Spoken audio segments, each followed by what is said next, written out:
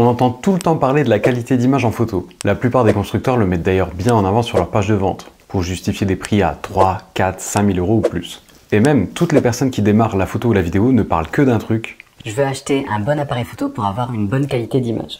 Et clairement, si ce qu'on cherche tous, qu'on soit débutant ou expérimenté, c'est de la qualité d'image, les constructeurs ont bien raison de le mettre autant en avant. Mais est-ce que c'est réellement utile la qualité d'image ? Oui, c'est utile, mais je veux dire, est-ce que les qualités d'image qu'on a aujourd'hui, elles sont vraiment nécessaires? Est-ce qu'il y a 5 ans, on n'avait pas déjà des qualités d'image de ouf qui surpassaient largement l'œil humain?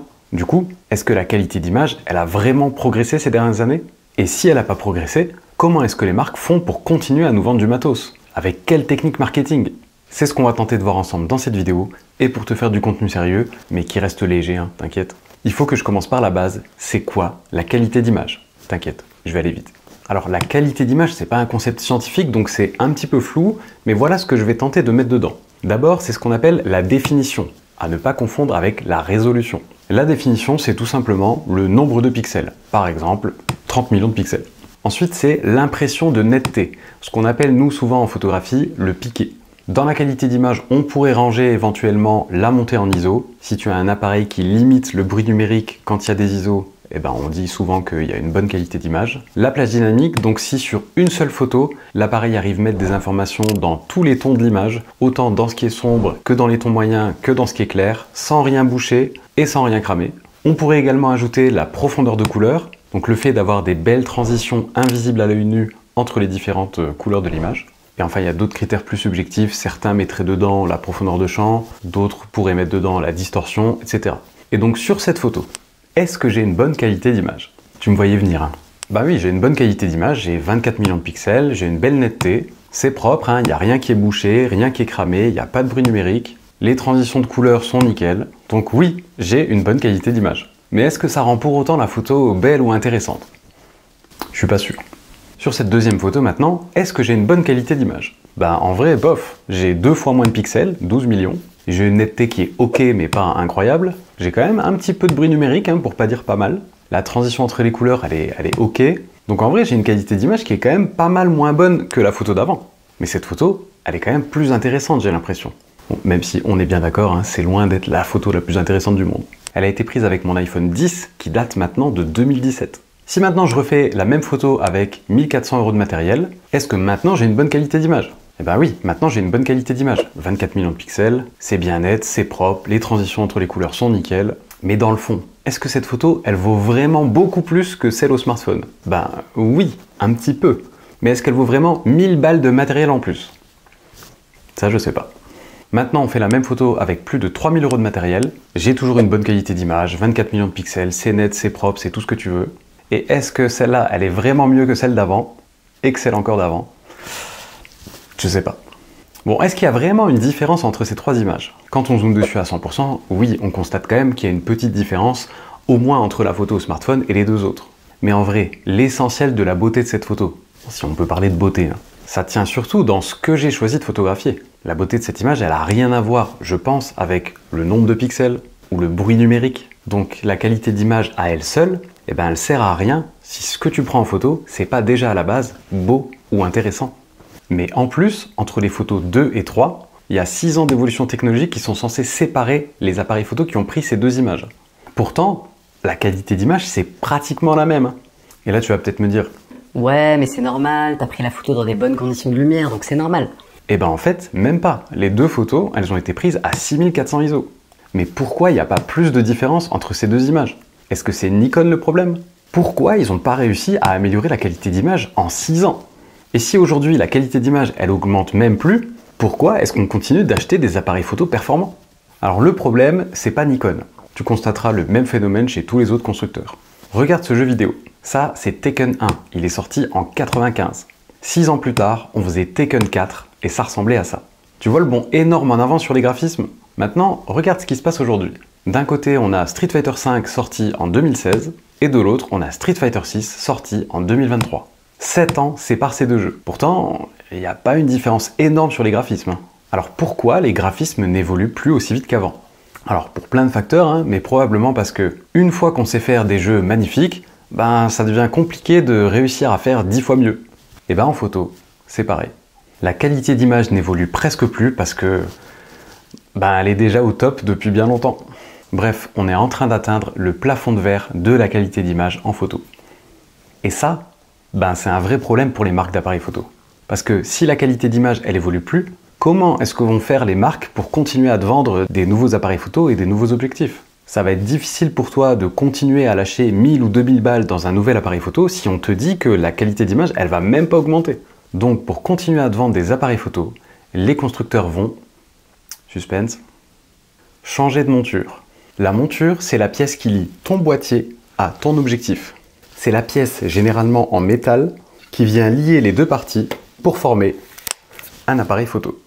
Et changer la monture pour une marque, c'est une grosse décision qui a de nombreuses conséquences, notamment le changement de tout le parc optique. Quand une marque décide de changer la monture, il faut refaire tous les objectifs. Et si la nouvelle monture d'une marque, elle a besoin de nouveaux objectifs, ça veut dire que les gens qui vont acheter ces nouveaux appareils photo, ils vont aussi devoir racheter tous leurs objectifs.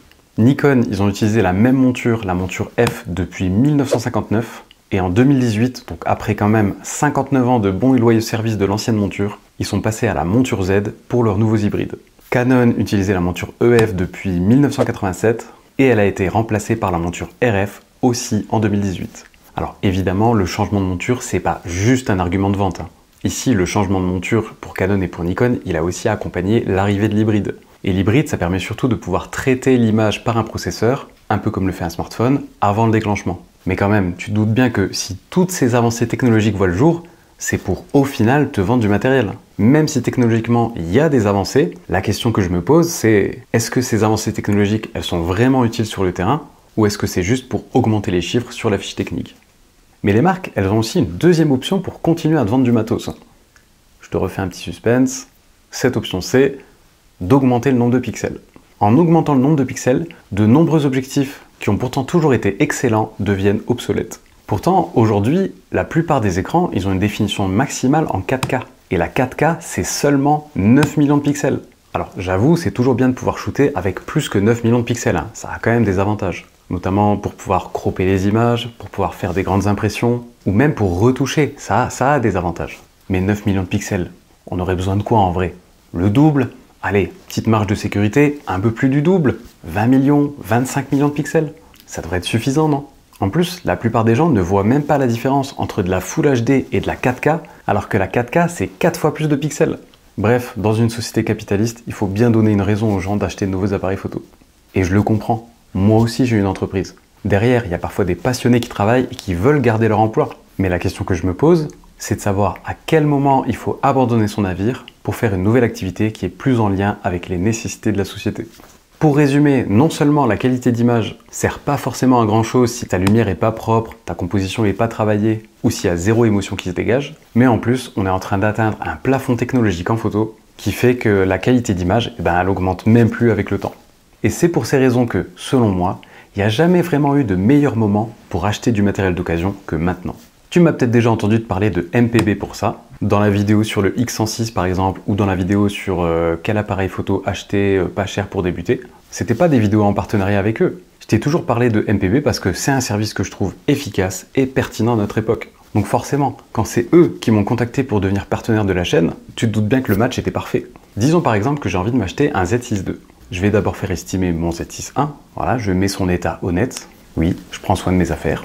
Ok, ils me le reprennent 540 €. Maintenant, je fais une recherche sur le Z6 II. J'en trouve un à 1300 € avec tous ses accessoires, dans un état excellent, nickel. Sachant qu'il coûte 2200 € neuf en ce moment. À la différence du Bon Coin, le matériel est testé par leur service. D'ailleurs, les photos que tu vois sur les fiches, c'est des vraies photos du matériel que tu recevras à la maison. C'est pas des photos génériques. S'il y a des marques ou des griffures dessus, c'est indiqué. Et s'il est dans un état excellent, pas de surprise. Tu reçois tous les accessoires qui sont indiqués, pare-soleil, bouchon d'objectif, avec ou sans boîte d'origine. Et tu as une garantie de 12 mois. Bref, c'est top si tu veux du super matos, vérifié, avec une garantie et des prix intéressants. Et si tu penses qu'on peut uniquement faire de bonnes photos aujourd'hui avec plus de 3000 € de matos, combien de fois je t'ai déjà dit sur cette chaîne que je fais encore plein de photos avec mon iPhone 10 de 2017, mon Fuji X100F 4ème génération de 2017 ou mon Z6 de 2018.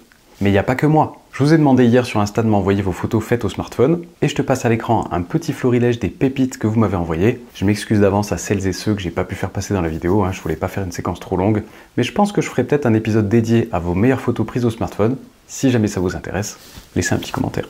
Mais alors, si la qualité d'image, c'est pas si important que ça, et en plus si elle évolue même plus beaucoup depuis des années parce que voilà, on a déjà atteint le sommet, pourquoi on continue d'acheter du matériel haut de gamme? Eh ben, je pense qu'il y a plusieurs raisons à ça. Ça peut être par exemple pour la vitesse et la précision de l'autofocus, pour la réactivité de l'appareil, le fait que ça déclenche dès qu'on appuie sur le bouton ou pour la rafale, ou alors pour des questions de confort avec l'écran inclinable ou orientable, ou pour avoir un viseur agréable, bref, pour d'autres critères que la qualité d'image pure, la vitesse, l'ergonomie, le confort. Après, qui a besoin de productivité en photographie? Les photographes professionnels. Donc pour les photographes pros, les petits pourcents de qualité d'image en plus, ils peuvent valoir les 2000 € supplémentaires parce qu'ils seront rentabilisés sur les semaines, les mois ou les années à venir. Les critères de réactivité et de confort, ils sont encore plus importants pour les photographes pros parce qu'ils shootent plusieurs fois par semaine, donc la moindre amélioration du confort ou de la vitesse, elle se répercute immédiatement sur des dizaines voire des centaines de contrats payés. Bref, pour augmenter la productivité. Et enfin, pour les personnes qui ne sont pas des professionnels de la photo, la plupart des appareils photo haut de gamme d'aujourd'hui, ils sont complètement overkill. En français, ils sont beaucoup trop forts pour ce qu'on leur demande. Hormis peut-être des photographes animaliers ou de sport. Un appareil photo qui était très bon en 2015, il répond toujours à la plupart des usages non professionnels aujourd'hui. Et en plus, avec déjà une très bonne qualité d'image. Alors pourquoi autant d'amateurs en photo continuent d'acheter des appareils photo hybrides plein format, full frame avec des capacités de dingue? Pour les mêmes raisons qu'on achète une Audi plutôt qu'une Renault, alors que les deux permettent d'aller acheter du pain. Ces dernières semaines, j'ai vu beaucoup de personnes critiquer les gens qui voulaient acheter le nouvel appareil à la mode, le Fujifilm X106, en les traitant de hipsters, de pseudo-influenceurs ou de tiktokers. Peut-être que ces personnes achètent effectivement un X106 parce que c'est un objet de mode. C'est vrai.